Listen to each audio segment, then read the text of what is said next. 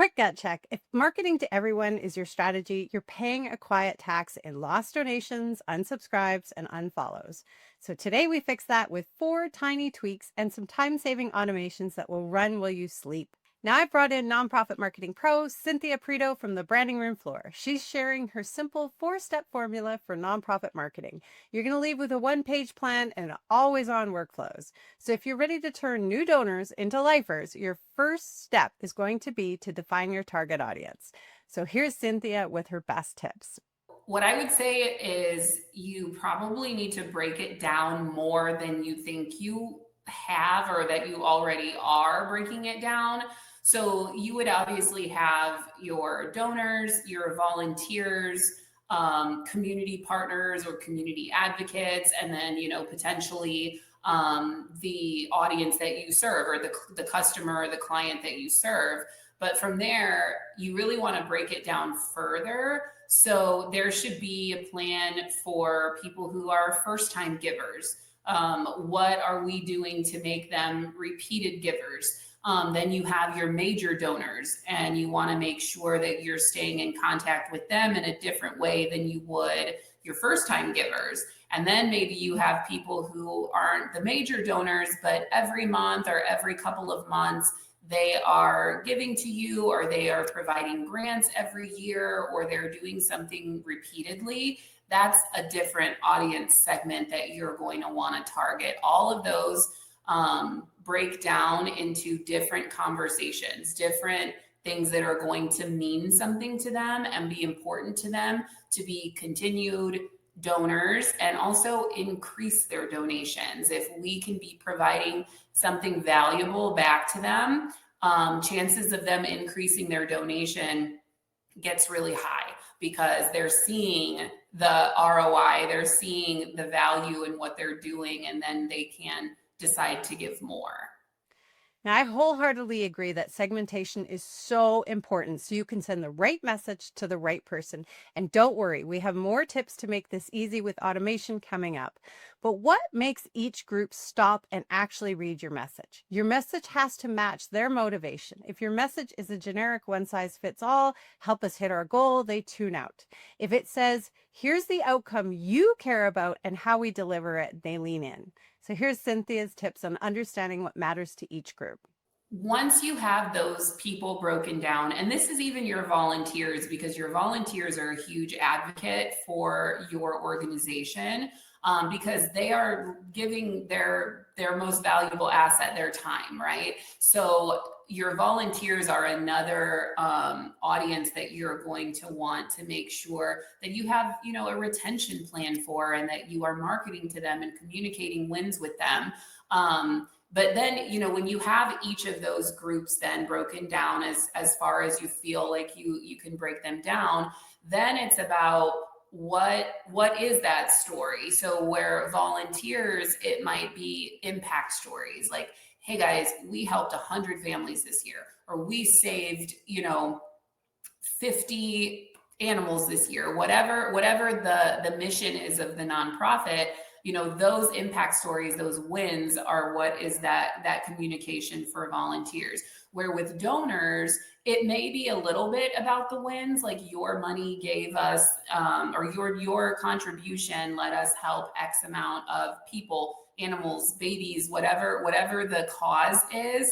But also, here's the results of our impact over the last quarter, over the last year, over the last 3 years. So those two messages are very, very different. And it's really understanding, what was it when you had that conversation, or when they talked to you initially and decided to donate? What was it that made them kind of flip that switch and say, yes, this is an organization I want to support? Whatever that is what you need to continue to communicate to that group going forward.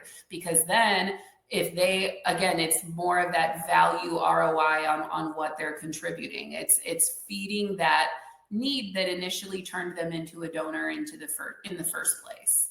I know what you're thinking. I have no time for writing 10 different messages, but it's all good because we still have our AI and automation tips ahead. But first, Cynthia has some tips on tailoring our message to each audience. So tailoring the message. So I'll tell you a story about a nonprofit organization that I'm involved with.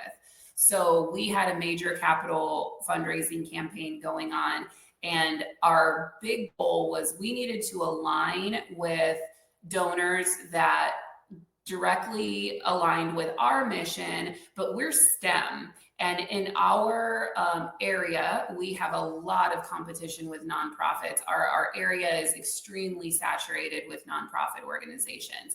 So we, as a STEM and science organization, are competing with the puppies and the babies and battered women's shelters and things that are extremely important and very fulfilling in being able to donate to those causes. So we were like, okay, well, we just need to align ourselves with organizations that want to focus on STEM, and this is their next generation workforce that we're exposing to STEM, and this is what's going to matter to them. Well, I sat down and had a conversation with an engineering firm because we thought engineering firms, yes, we are directly exposing kids to technology and engineering in our programs. And I was very grateful to have a very honest conversation with them. And they said, very candidly, we have a lot of money, and we have a lot of money to give to cities and candidates and political campaigns, but we do not have a philanthropy budget. So if you want engineering firms to get on board, you need to directly have support of your local state representative, your congressperson, your mayor, whoever is that political figure, and them saying, I support this.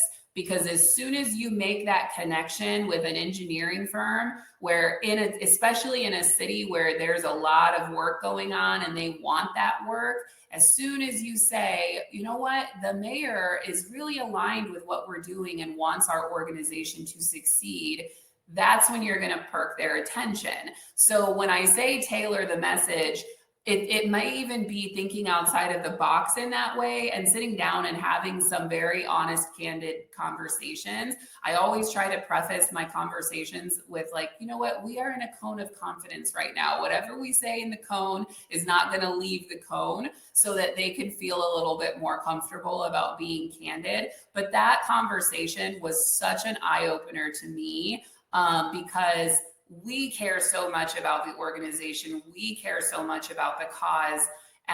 But we also have to remember that not everybody is like that, and they're going to have other motivations. So when we're talking about tailoring the message, it may be we need to keep peeling back the onion. We need to maybe get a little further under the surface level of, like, they're going to care because this is their next generation workforce. No, they're worrying about right now, and they're worrying about securing jobs in our city. And so our path to get this donor is to go through the mayor. So that was just something very eye-opening that I share with any nonprofit that I'm talking to, because it makes you rethink about what is the motivation. And it's not going to be necessarily the same passion as your organization. So true. And asking donors for advice is one of the best ways to build a relationship with them before you ask them for anything. Anyhow, this is where you get your time back. I'm super excited to hear Cynthia's tips on AI and automation. But first, I want to thank our video sponsor, Click and Pledge, who just happened to have account management to handle segmenting, plus high converting donation pages and forms with cool fundraising campaigns like text to give and peer to peer, and even Zoom and video fundraising, all with their AI donation optimization baked in. Now, I've left a link in the video description, so if you're looking for an all-in-one fundraising platform that handles everything from A to Z, be sure to check them out. Now, let's get back to turning manual work into always-on systems to save you that precious time. At least in my experience with nonprofit organizations, I know a lot of times that we are running on a skeleton crew and everybody's wearing multiple hats. So it's like, oh my gosh, if I need to sit down and take all of this time to have these conversations, break these down, write all of these, very specific scripts, and make sure that all of my messaging is, I now, instead of 1 or 2 messages, I need 6 messages. Like, that's very daunting. But that is where the world world of automation comes in. And it's incredibly helpful because yes, it will take some legwork to set up the initial workflows, but then after that, this is all running like a well-oiled machine in the background. So you have a system in place using either, email marketing systems like MailChimp or like MailerLite is a really good one that we like to recommend. Email marketing system, absolutely, completely necessary. Definitely set up your workflows so that when people fall in or when you get donations, you're collecting those email addresses and then they get put into a bucket. Is this a first time donor? Is this a monthly donor? Is this a major contribution? And then you can break down the messaging from there. If you are not a writer, obviously we have tools like ChatGPT that can really help you. Again, using the right prompts. That is something I always stress anytime we're using any kind of AI generation tools, but the prompts are going to be very important in that and drilling down. But that can give you a good starting point. And the other thing you can do is look into your budget and see if it's worth hiring a freelancer for this one project. Maybe you need to find somebody who is a MailChimp specialist and who can set up all of these workflows for you in a week, where for anyone who's not familiar with it, it may take us a month. But you can find somebody who can set it up for you. And then again, you're just having these systems, these workflows run for you in the background, well-oiled machine, messages are going out, and it's all just handling itself. Canva is another great tool. It has, a QR code generator. It has obviously all of these templates that you can use. My only caveat with that as a marketing agency is like I've been using Canva for so long that I can spot a Canva template from 100 miles away. So what I would say is make sure you're staying on brand and that your branding is consistent. So even if you find a template that you like, make it your own, because otherwise I can guarantee there's 500 other nonprofits using the same, trunk or treat template or whatever it is. So definitely use Canva, but use it wisely and make sure you're staying on brand. And then even things like your Google Sheets, those are all free resources and those can build forms really easily. And it has an AI generation tool as well. So you don't have to know Excel or Google Sheets like the back of your hand. You can say, I need a table that is going to track number of new emails that I got in a month and where those people are going to be put into a bucket, and generate, and bam, it has it for you. And if you need to make tweaks, you can, or you can hit insert and now you have your Google Sheet. So I would say taking advantage of the technology as much as you can and setting up automations is going to make this process so much simpler, faster, and effective, without you feeling like you just took on 500 other tasks. Thanks so much to Cynthia. And before we wrap up, she's offering a 10% discount on a branding package for anyone coming from this episode through to the end of 2025. Her contact info is in the video description.